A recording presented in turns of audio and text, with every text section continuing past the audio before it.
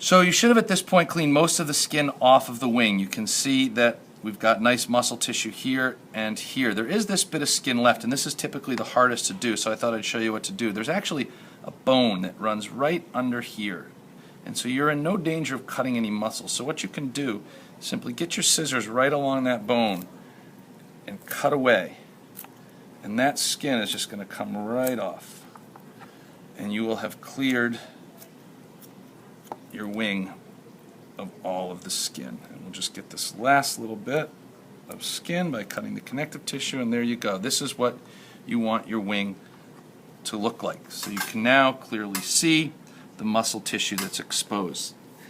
Now, one of the things we want to be sure we understand is how the muscles cause the bones to move. And you all know that muscles are attached to bones by...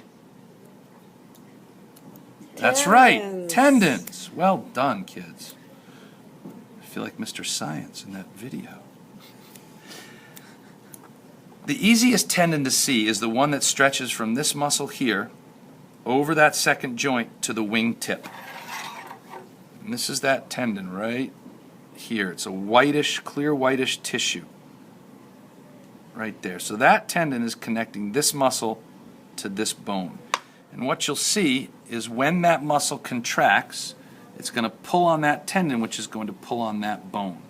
So watch as I artificially contract this muscle. Cool. And you can see that as that muscle contracts, the wing tip extends. As that muscle relaxes and the muscle on the other side pulls, the wing tip then returns to its original position. It's like the biceps and the triceps. Right. What's even cooler is you can actually do the biceps and the triceps trick. This is like your biceps right here on top of the large bone right next to the shoulder, and your triceps is like down at the bottom. So if you hold both muscles in place and brace the wing tip or the shoulder against your hand, you can actually make your wing tip Yeah, there you go. wave. Like that. Hi there. How are you? So this illustrates the way muscles work in pairs. One muscle contracts, moves the bone in one direction, the other muscle relaxes. That other muscle contracts, pulls on the tendon, pulls the bone, and that straightens back and forth. So there's the working together of bones, bones, muscles, and tendons. And please pardon the interruption. If you're an ELL student, go on the field trip. All right, what we're going to do now is we are going to remove the muscle and look at it a little bit more in depth. And this will be day 2. This is the best muscle to look at, really. It's the easiest one to find. And if you just cut along the bottom side, you'll see it's connected to the other muscles by connective tissue. I don't know if you can see that clear tissue right there. But we're just going to be removing that and separating this muscle from the thing. Now, in order to get it off here, we want to cut that tendon. So we're going to slide the scissors underneath the tendon and just snip it. We now have a nice muscle to look at. One of the things you want to look at is how the muscle and the tendon are actually connected. A lot of people think they're just stuck together and sort of tied together. But in fact, in order to increase the strength, the muscle and tendon actually are sort of one piece. You can see here, this line is the tendon that actually grows right out of the muscle. So it's really woven into the muscle. The tendon is kind of an extension of the muscle. The other thing you want to look at is if you can sort of move your head side to side, and I don't know how well the camera can capture this, you can clearly see there's some lines, what are called striations, in this muscle. Remember, this is skeletal muscle, so it is striated, and those are the muscle fibers that are going to latch together to allow this muscle to contract. So you want to take a look at that. Once we've done with that, we're going to go ahead and remove all of the muscles to expose the bones so we can get a chance to look at how the bones are put together and how they're held together by tendons. Ligaments.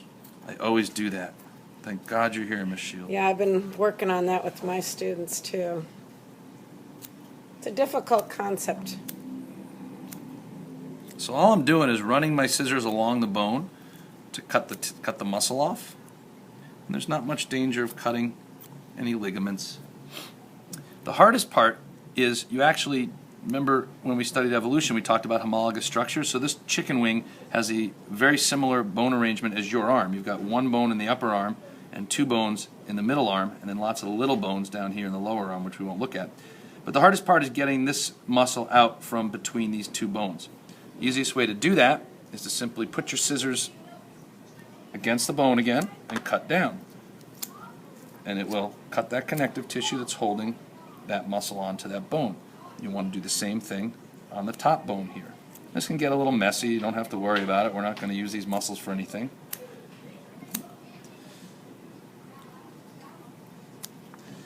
And then what I do is I sort of push that muscle through, and then I go ahead and cut away. Nice work, Mr. Welder. Thank you. Until I've exposed the bone. And again, run your scissors along that bone into the joint. We have a bleeder. You might cut a blood vessel or two. That's okay. The chicken's not going to feel it now.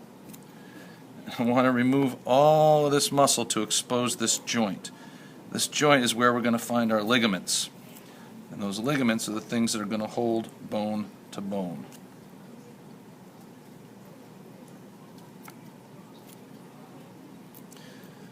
So this looks pretty good. Probably get it a little cleaner, but not the end of the world. So now that you've got this done, you want to try and find a ligament. And the ligaments are going to stretch across the joint. They look a lot like tendons. They're that clear whitish tissue, but you'll notice the difference is that they're attaching bone to bone. So this here is a ligament, and if you just sort of twist it, you can actually see that tissue there that's holding those bones together. Very strong connection. There's ligaments here. There's going to be a ligament there. That's a ligament. There'll also be ligaments connecting these bones. And ligaments help the bones stay together at the joint. If you've ever eaten a chicken wing and never ripped it apart and you hear cracking, what you hear is the breaking of the ligaments. So what we can do, once we've examined the ligaments, is we can go ahead and cut those. And you'll see what happens as I cut them. The bones are going to be able to come apart. Currently, I can't take these bones apart, but as soon as all those ligaments are broken, or cut, I will be able to do that. And there we go. Now what this exposes is the area between the joints. And between the joints you're going to find a soft, oily tissue that's going to cushion the joints called cartilage. So all of this white is cartilage. You'll have to feel that. And you can feel that it's a little softer than the bone. You can feel it's also a little bit oily. It's got to stay lubricated to keep the joints moving. So the cartilage is between the bones, keeping them from rubbing together. The ligaments are connecting the bones, holding them together. What we can now do is go ahead, and the last step here is to look at the inside of a bone, and that would be the bone marrow. Now your teacher will come around with what are called bone shears and most likely cut this larger bone for you to see.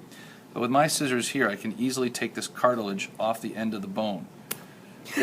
And you can see, I think you got me. and it went flying at Miss Shield. And you can see there's a little bit of blood here, but inside you see this red tissue. That's the bone marrow. If you remember, bone marrow is what is going to produce all the red blood cells in the body, and it is in the center of the bones. So, through this dissection, you should have seen several things. Number one, the arrangement of muscles and how muscles and bones work together to move a joint. The way that muscles and tendons are connected and how muscles pull on tendons, which pull on bones. You should have seen the ligaments that are connecting bone to bone. You should have seen the cartilage, which cushions the bone, and you should have seen the bone marrow, which is where all the red blood cells are made.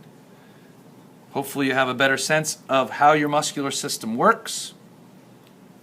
Make sure you clean up. Along with the skeletal system, yes. Along with the skeletal system. And now clean up. Okay. Thank you.